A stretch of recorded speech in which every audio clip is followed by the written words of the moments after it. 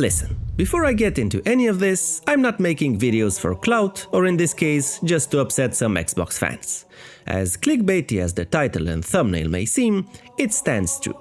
For me, as a massive Xbox fan, it's time for me to say goodbye to the brand. Why?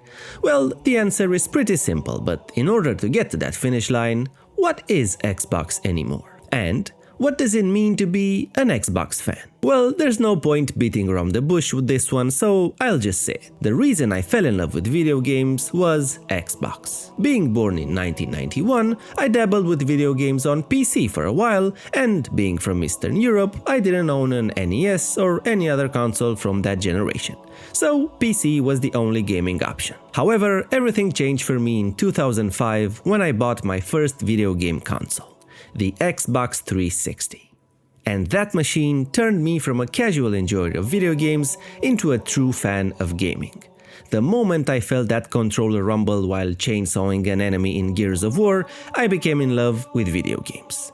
So, to call myself an Xbox fan, I think would be an understatement. Without the Xbox 360, I don't think I would have fell in love with this medium. But being a fan of Xbox is one thing, and being a fanboy of Xbox is another. So this video is a sad one for me to write, because Xbox is no longer the brand that made me fall in love with gaming almost 20 years ago to the dot. Even though allegedly they still guaranteed another console is on the way, I don't see Xbox as the competitor to PlayStation. Xbox is now a publisher of games and competes with EA, with Ubisoft, but not PlayStation. It's obviously more complicated than this, but is it? Microsoft publishes its games on PlayStation now, so how does that make them different from EA? Just because they also make hardware? It's just not the same anymore as it was 10 or 20 years ago. The moment Xbox dissed exclusive games was the moment the brand lost its identity. And now, we just have to admit that. Xbox is simply a publisher of games. Why would you own an Xbox console at this point? The only reason would have been Game Pass, which we all know how that went. Xbox went all in on Game Pass, and it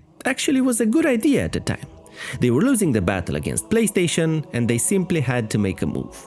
They had to change the game, and they did. But they fumbled on the execution. Anyone who has a basic understanding of how video games are made knows that Xbox Game Pass cannot be profitable. Obviously, no one from Microsoft will ever admit to that. You know, they're not complete idiots. But why do you think they raised the price of Game Pass as much as they did now? Because they were making so much money and they were so successful? Yeah, that's why they took the PR nightmare and raised the prices by 50%. With the increasing costs of AAA gaming, it's obvious they simply cannot be profitable by giving you day one AAA games for like $20 a month. If Xbox wasn't owned by Microsoft, Game Pass as we know it could not have been possible. The strategy was to get everyone on Game Pass by giving you virtually the best deal in gaming you could possibly have, and then, with millions and millions of subscribers, things would have evened out. Similar to how Netflix became profitable after years and years and years of being in the red. But I digress. I don't want to debate Game Pass right now, and why it doesn't work and all that. I just want to reflect on the Xbox brand as a whole and give it a proper funeral. I will reiterate, I loved the Xbox 360 so much that I bought an Xbox One at launch, and you all know what that means. Because you know what? I didn't care. Rise Son of Rome? Yes please, I'm all in. I love Xbox and this is the brand I'm sticking with.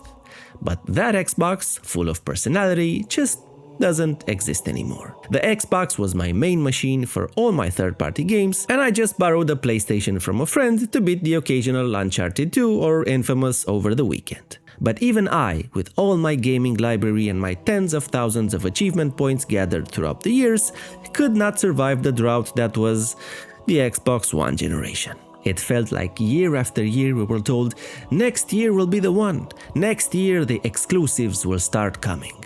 Next year, Xbox will finally have that lineup to rival PlayStation.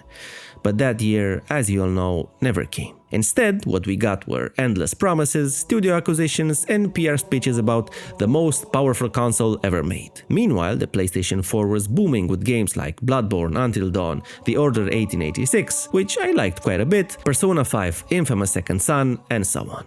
So it became clear pretty fast that I had to get a PlayStation for all my games and kicked the Xbox for the exclusives. So yeah, I didn't play too much on my Xbox. Although I have to give a shout out to Sunset Overdrive, which I think is inarguably the best Xbox One exclusive. Not that that bar is too high, but Sunset Overdrive is absolutely spectacular.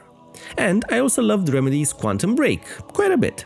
The merging of the TV show with a video game was a novel idea, even if it didn't pan out. But the game is an underrated third-person shooter that definitely deserved more attention. I'd like to talk more about the Xbox One, but the games kinda stopped there. As for the Xbox Series, the true exclusives simply weren't there anymore. I happen to have a gaming PC, so with the Xbox app installed on my PC, the console just became redundant. But now, more than ever, with Xbox basically putting all of their games on PlayStation, it truly is time to say goodbye to the brand.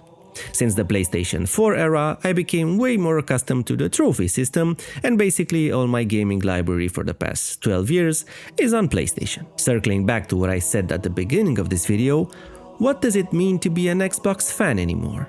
If I'm a fan of Indiana Jones and the Great Circle, for instance, aren't I a fan of Bethesda, really? If I love Call of Duty, do I love Xbox? Not really. But back in the day, if I loved Gears of War, or if I loved Halo, yeah, I loved Xbox. The brand meant something. It actually meant something. Now it's just a random logo that appears on some games I play on PlayStation, which I have to admit does take some getting used to. I can't even begin to tell you how wrong it feels for me to see a Gears of War game with PlayStation button prompts. But alas, Xbox for me is no more. It's like a band I used to adore that now doesn't even have one original member in it anymore. It's just a name. So I'm sorry it came to this, because it's way healthier for any industry to have some competition. Not in the stupid console war kind of way, but it was so awesome to have an Xbox that had Gears and Halo fighting a PlayStation that had Uncharted and The Last of Us. Unfortunately, the leadership of Xbox forgot it was always about the games and nothing more. So, Xbox, thank you for all the memories, old buddy. In case I don't see ya, good afternoon, good evening, and good night.